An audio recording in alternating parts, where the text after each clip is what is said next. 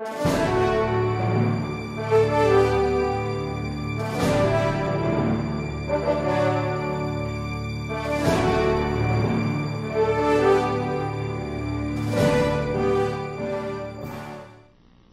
Your Honor. As attorney, in fact, is there a Renato Corona?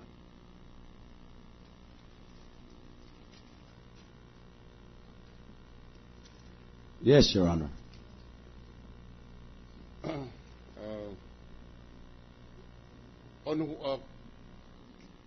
So it is Renato Corona acting as attorney, in fact, for Sarina Corona. Yes, Your Honor. Thank you, Mr. President.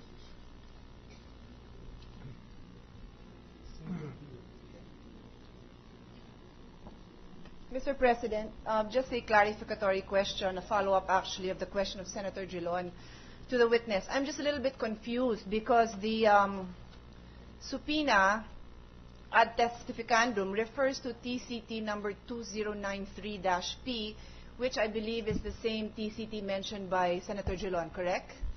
And you mentioned that it is in the name of Charina. Yes, Your Honor. So the TCT mentioned in our subpoena ad testificandum refers to TCT number 2093-P in the name of Maria Cristina R. Corona. So I just want to be clarified, is this a typo? Are you talking about the same TCT?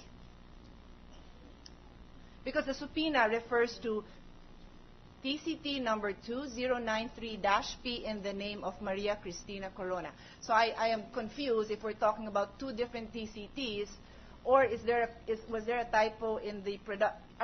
Do you have another TCT 2093-P in the name of Cristina Corona? I believe there is no other 2093.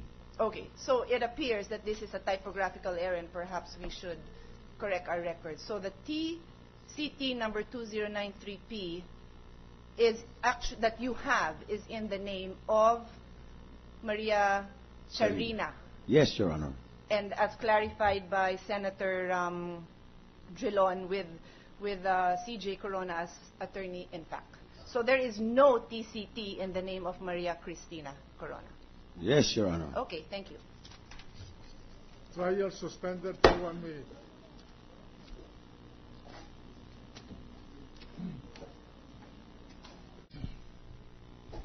Mr. President. Well, anyway, before we proceed, with respect to Article 2,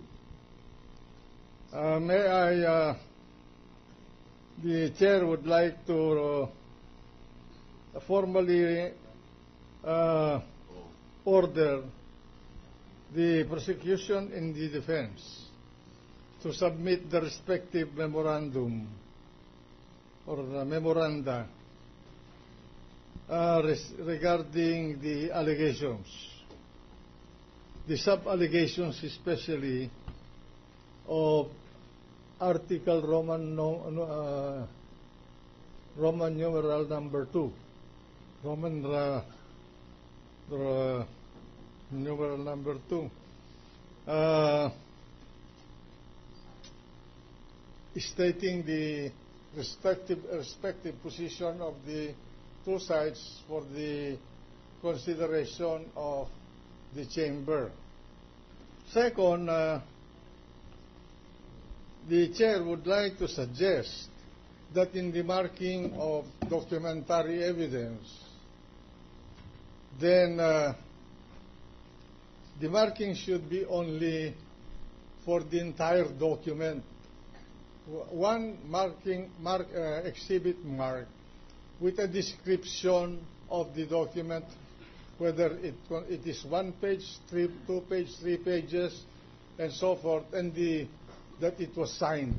So that anyway, when you prepare your respective arguments or memorandum, then you can refer to exhibit 1 page, 2 page 3, or page 4, so that there is no sub-markings, because it will take time to and it is also confusing to have so many markings. And I'm suggesting this because whatever you may say, the best evidence of the contents of a document is the document itself. You cannot vary it. So if you want to emphasize a specific item, then maybe you can ask permission that you put as sub-exhibit to emphasize that point. But to mark every page as a separate exhibit, I think it's a tedious and time-consuming system of marking exhibits. I would like to present that to the consideration of the prosecution and the defense for our next week of trial. So I would like now to come to the issue at hand. We were discussing about the propriety of introducing evidence on the totality of Article 2.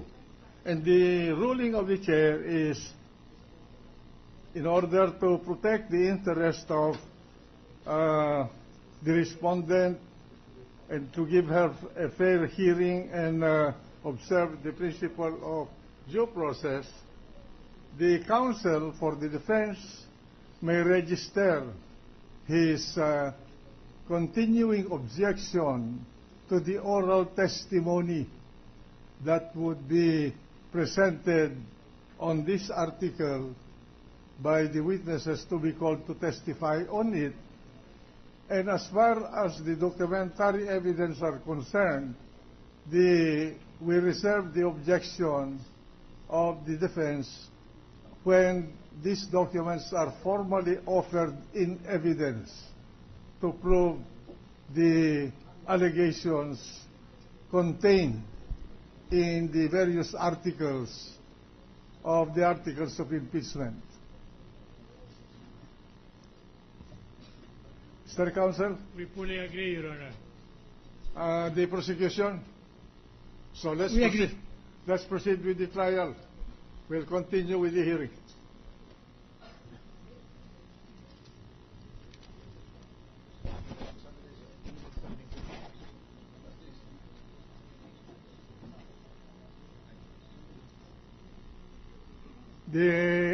The witness on the witness stand is still the Register of Deeds of Taguig. Yes, sir. Is the prosecution through with him, or are you still? He is under cross-examination. Yes, Your Honor. Please continue with your cross-examination. With the kind permission of the Honorable Court. Proceed. Kindly go over the subpoena that was addressed to you. Ay, patay? Patay? Thank you.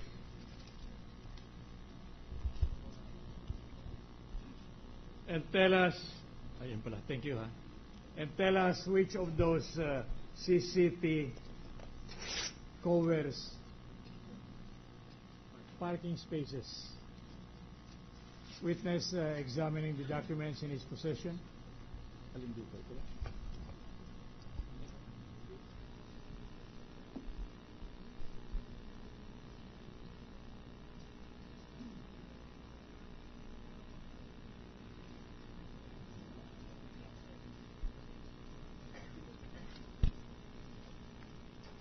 May I be allowed to help you, Mr. Witness? Yes, sir. May I direct your attention in particular to CCT number 164-201-000062 and the CCT 164-201-0064 and finally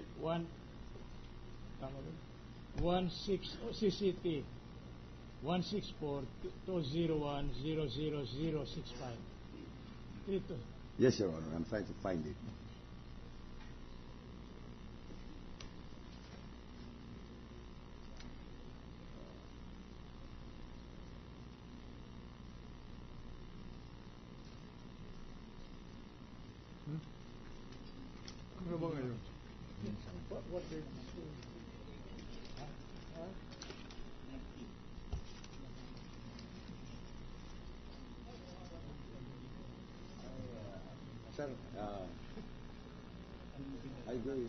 I gave it to the prosecution.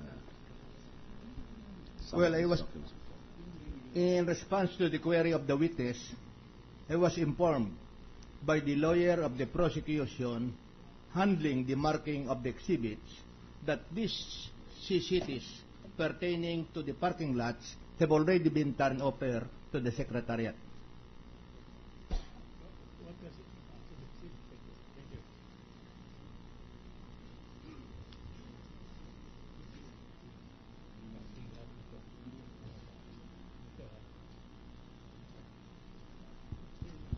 Yes, sir, I have it with me now. Witness referring to ano exhibit yan? Okay, sir. Hindi, markado na yung ano exhibit yan. Yes, sir. Exhibit as A, Condominium Certificate of Title 164-201 000063. May Parking area we number 50. request that the CCT